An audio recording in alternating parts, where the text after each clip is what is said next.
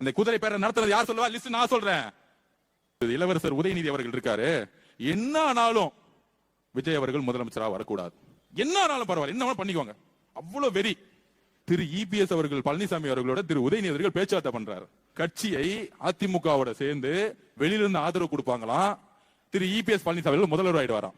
7ஆம் தேதி எங்களுக்கு தனித்தனியாக ஒரு அழைப்பு வருது. திடீர்னு வந்து சிஎம் பார்க்க விரும்புகிறார் அப்படின்னு. நம்ம அணியும் அதிமுக அணியும் சேர்ந்தா நாமளே ஆட்சி அமைக்க முடியுங்கிற ஒரு ப்ரப்போசல் வந்துருக்குது. அதான் எடப்பாடி அவர்களை வந்து முதலமைச்சராக முன்மொழிகிறாங்க. இதை பற்றி உங்கள் கருத்து என்ன அப்படின்னு திரு பேபி அவர்கள் கேரளால இருந்து குரல் கொடுக்கும்போது சொன்னாரு, நாங்கள் சப்போர்ட் பண்ணலனா திமுகவும் அதிமுகவும் சேர்ந்து பிஜேபியோட ஆட்சியை உருவாக்கும். இன்னும் ஒரு துரோக அரசியல் திமுக உண்மை வந்துருச்சா? யார் குதிரை பேர் நடத்தினது? அந்த குதிரை ஆதவர்ஜனை வர சொல்லி 4 மணிக்கு அவரை அங்கிருந்து வெளியே அனுப்பிச்சிட்டு நான் எங்கள் அலுவலகத்தை நோக்கி வர்ற நேரத்தில் மறுபடியும் ஒரு ஃபோன் வருது. நீங்கள் கடிதம் கொடுத்தா கூட பரவாயில்ல, நீங்கள் தான் முதலமைச்சர், நான் டிக்ளேர் பண்ண போகிறேன், தயவுசெய்து நீங்கள் பிரஸை மீட் பண்ணாதீங்கன்னு ஒரு ஃபோன் வருது. அந்த குதிரை பேரை நடத்துறது யார் சொல்லுவா? லிஸ்ட் நான் சொல்றேன். Bhashyam company owner real estate வேலையை பார்க்காம ஆட்சி மாற்றத்துக்கு இங்க உட்கார்ந்துக்கிட்டு கவர்னரோட சேர்ந்து உட்கார்ந்துட்டு சேர்ந்தது ஒரு கம்பெனியோட நிறுவனர்.